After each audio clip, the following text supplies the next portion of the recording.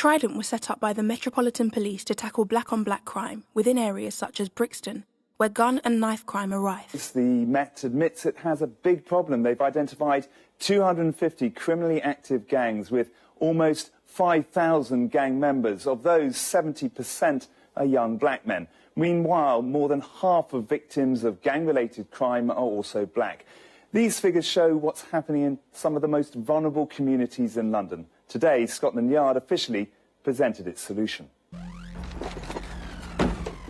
In recent times, Trident has been criticised for being too heavy-handed when it comes to tackling these issues, with many gangs becoming unfazed by what is touted as a crackdown on gang culture.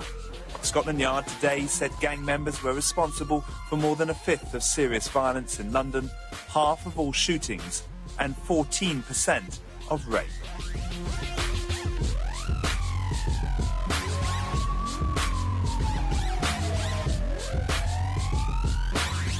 And this new, more muscular approach to gangs does not come cheap. The Met says £60 million a year will be redirected to pay for the 1,000 dedicated officers. But everyone knows you can't arrest your way out of the problem. It's far more complex than that. It involves social workers, teachers, housing officers, and you also need to provide proper jobs. Not so easy these days. I don't really care that they're wasting money, because they don't seem to care that lives are being wasted, you know? And if they actually sincerely are saying that they're putting forward that money in order to save lives, then, you know what is? If they're ignorant, I can't blame them.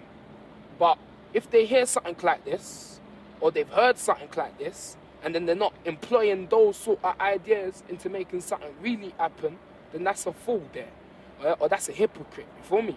So what I would say is that 60 million, it's not really going to do nothing. There's a war going on. There's lots of wars going on, yeah? There's war between estates, yeah? Cool.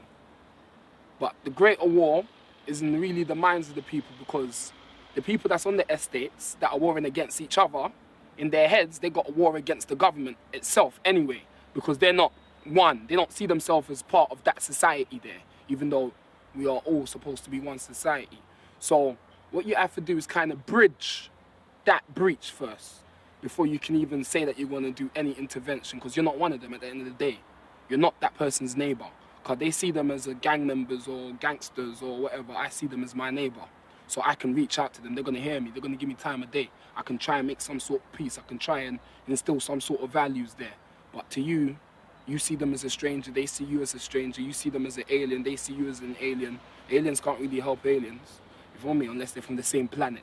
So you kind of have to they have to do something to fix that gap there. Don't try to make peace between the estates. That's not going to work. Make peace between the people that's living that life in yourselves. Then we can talk about making some next steps.